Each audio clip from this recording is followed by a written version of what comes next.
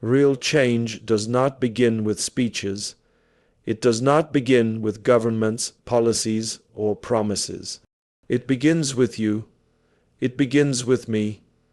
It begins in the hearts of individuals who make a conscious decision to transform themselves before asking the world around them to change. That is the foundation of real progress, not external noise, but internal evolution. We live in a time where people demand better systems, better leaders, better opportunities. And yes, we deserve them.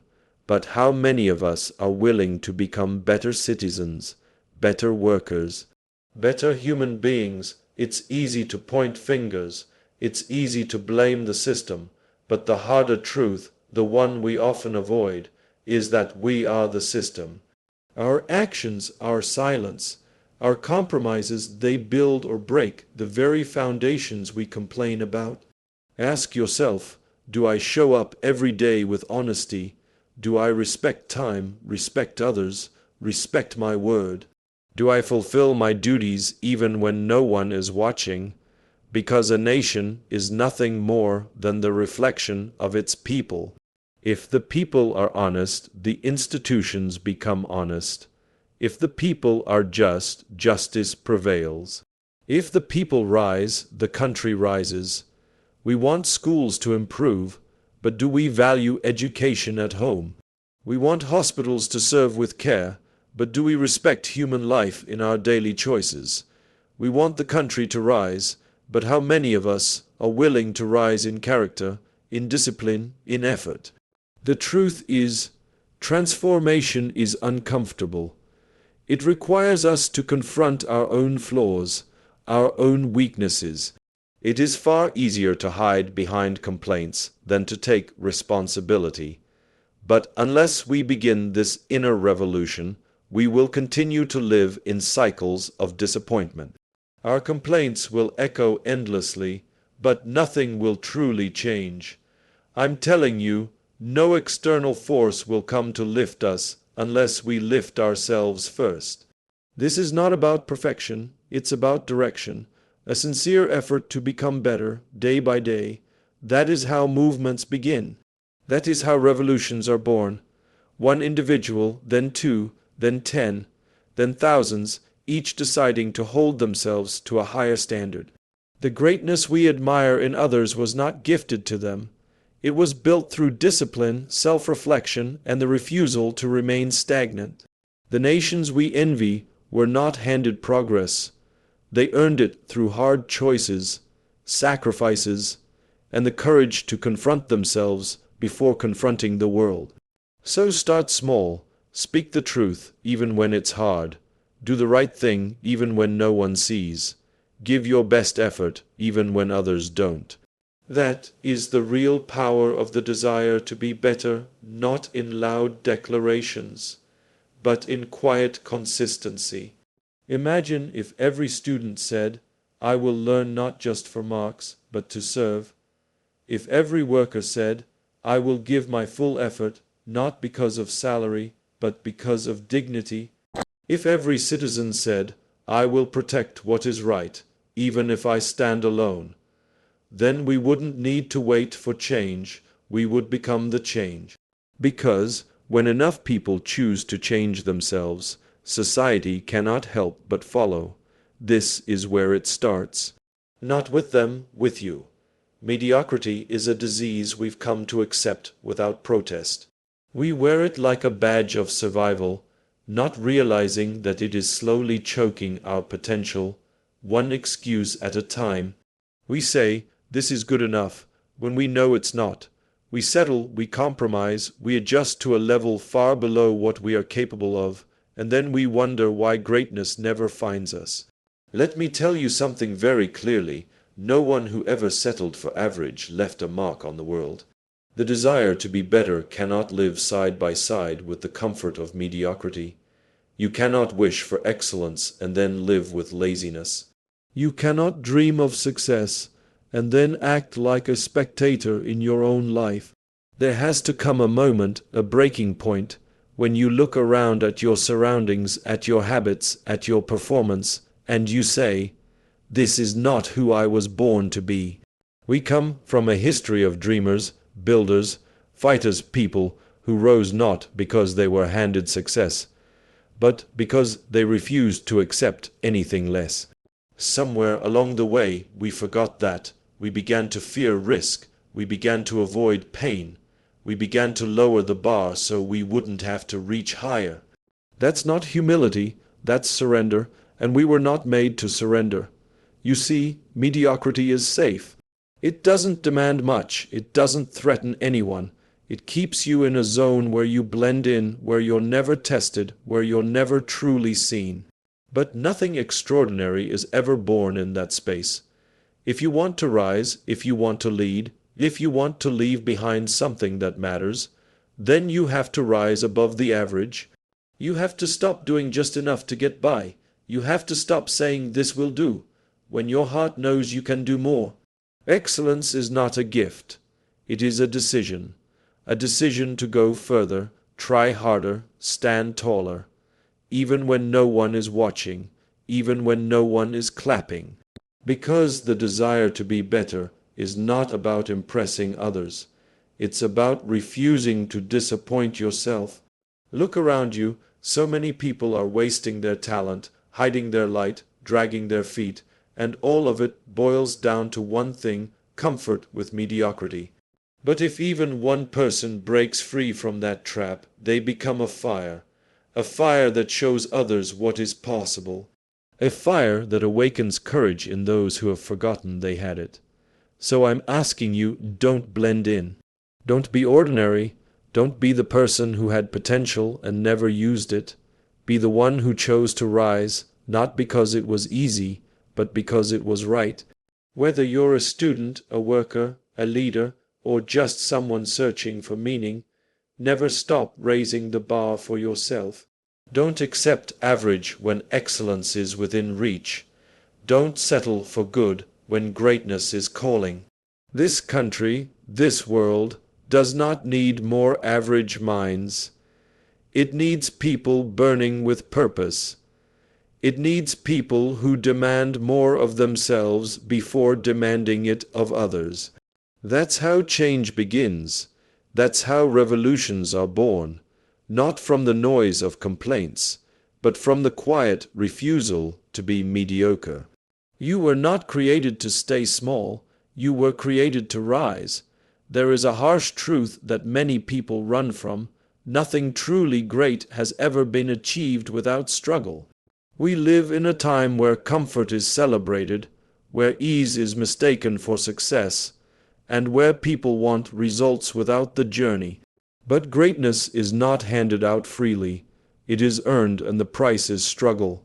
Every individual who has ever made a difference in this world walked through hardship, through pain, through moments of doubt and failure. It is in those very moments, when things are most difficult, that strength is born. Too many people want to succeed without sacrifice. They want to rise, but they don't want the climb. They want the glory, but not the grind. And I'll tell you now, it doesn't work that way. If you want something meaningful, you must be willing to go through what it takes to deserve it. And what it takes is often uncomfortable. It demands more from you than you thought you had. It tests your patience, your resilience, your faith. It will break you down, not to destroy you, but to rebuild you into someone stronger. Struggle shapes character. It reveals who you really are when everything else is stripped away. Anyone can smile when life is easy. Anyone can talk about vision and purpose when things are going well. But it's in the dark, in the silence, in the face of rejection and loss, that's where leaders are made.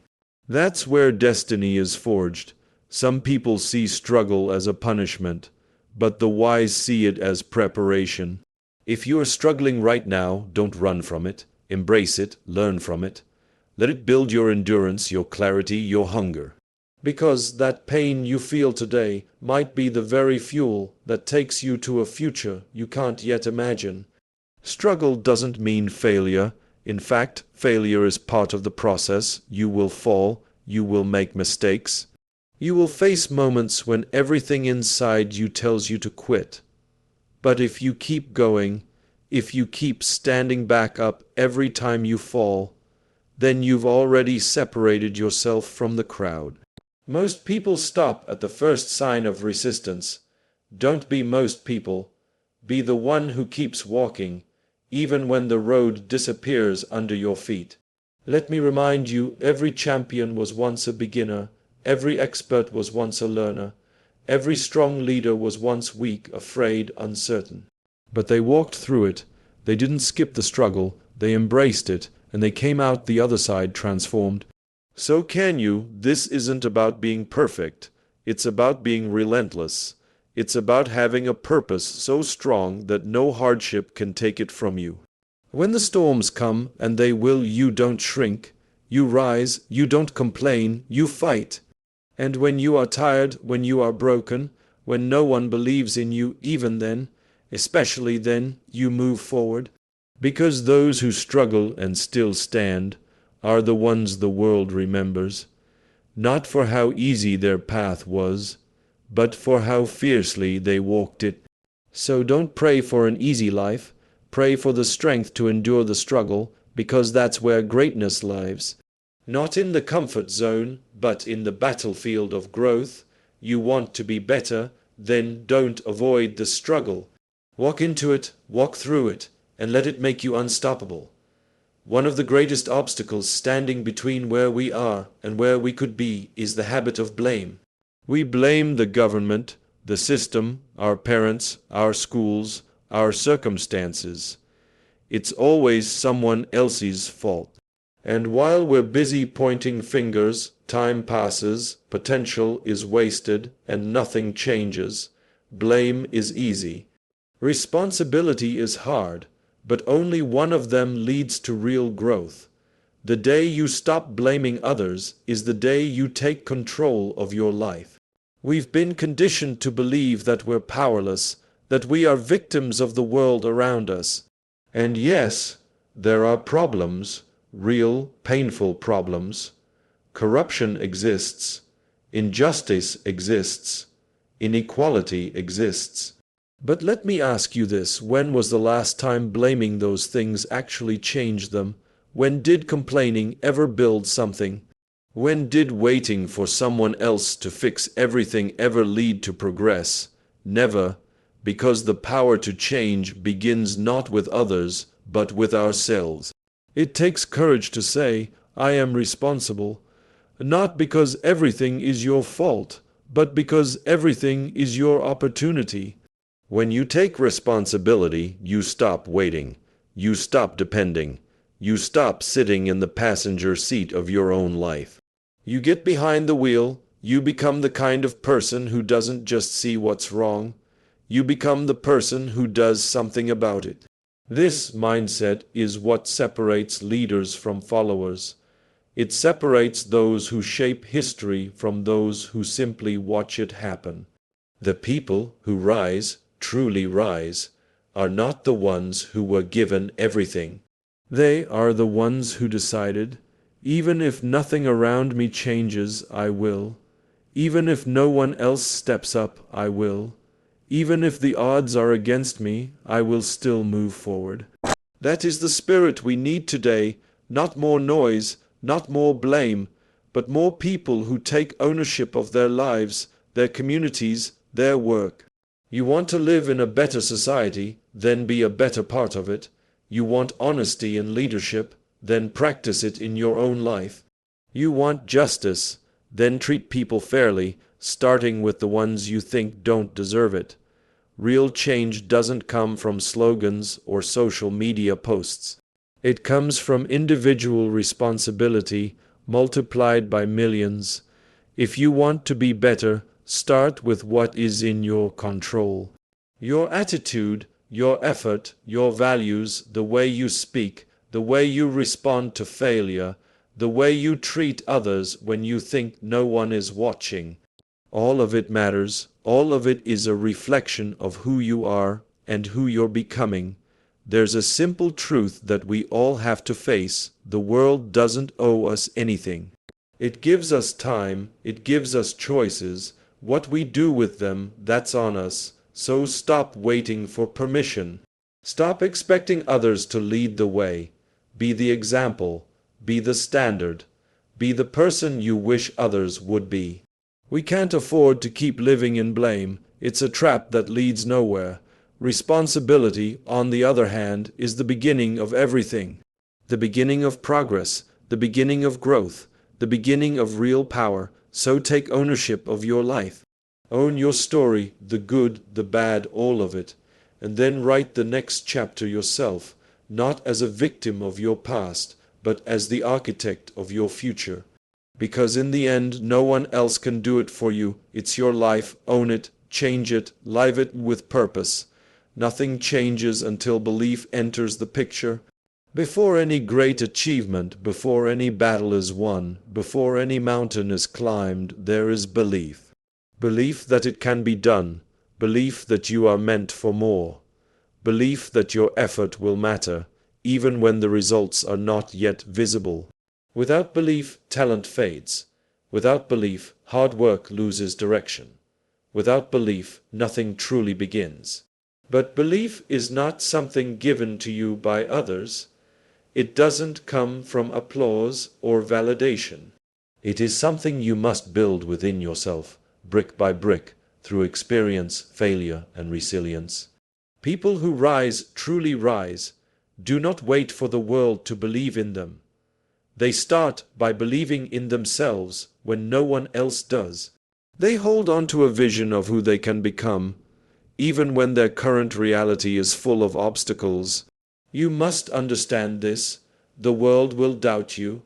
It will question your dreams, mock your efforts, and try to shrink your vision down to its own small expectations. That's why belief is not optional. It is essential. It is the armor you wear when no one supports you. It is the fire you carry when everything around you is cold. It is the reason you get up one more time after falling for the 10th. The desire to be better cannot survive without belief, because this journey is long. There will be delays, rejections, and setbacks. But if the belief stays alive, you stay alive. If the belief is strong, no amount of failure can kill your purpose. Belief turns pain into fuel. It turns struggle into wisdom. It turns isolation into focus. And ultimately, it turns ordinary people into extraordinary examples. But belief is not arrogance. It is not about thinking you're better than others. It is about knowing that you are capable of more than your current condition. It is about refusing to let fear, laziness, or doubt define the future. It is quiet, steady confidence that says, I may not be there yet, but I will be. That mindset alone separates those who only talk from those who take action. Even nations rise when belief enters the hearts of their people. History has shown us again and again when people believe in their values, their mission, their identity, they achieve the impossible. But when belief dies, everything else collapses with it: courage, unity, vision. You don't need everything figured out today. You don't need all the answers. What you do need is a deep and unshakable belief that you are not meant to stay where you are forever. That your future does not have to look like your past. That the next version of you can be stronger, wiser, more impactful if you're willing to fight for it. So, ask yourself, do you believe, not just in your dreams, but in your responsibility to chase them? Do you believe that your actions matter, that your voice matters, that your life, no matter where it started, can be used for something greater? Because if you do truly, deeply, then nothing can stop you. Not failure, not fear, not the noise around you. Because belief turns vision into movement, and movement turns hope into reality. If you want to be better, start by believing that you can be. Everyone wants to be better. Everyone wants success, respect, strength, and impact, but very few are willing to live with the discipline required to achieve it. Wanting is easy, everyone wants, but wanting without discipline is just wishful thinking. It leads nowhere. It's like a car with no fuel, full of potential, going nowhere fast. Discipline is the missing link between your goals and your reality. It is what turns effort into progress, what transforms ambition into achievement. It's the ability to show up when it's hard, to keep going when no one's watching, to keep your word to yourself, especially when quitting would be easier. Look around, you'll find people who had the talent, who had the intelligence, who had the opportunities, but they fell short, not because they lacked ability, but because they lacked discipline. On the other hand, you'll find people who started with less, who were doubted, underestimated, even laughed at, but they built themselves through consistency, through habit, through that quiet, relentless discipline that most people avoid. We live in a time where distractions are everywhere. Attention spans are short. Excuses are glorified.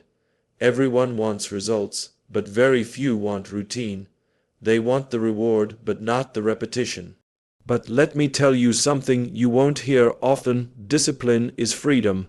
It is not a prison. It is the structure that sets you free. Free from regret, free from wasted time, free from becoming a version of yourself that you won't respect in the mirror 10 years from now.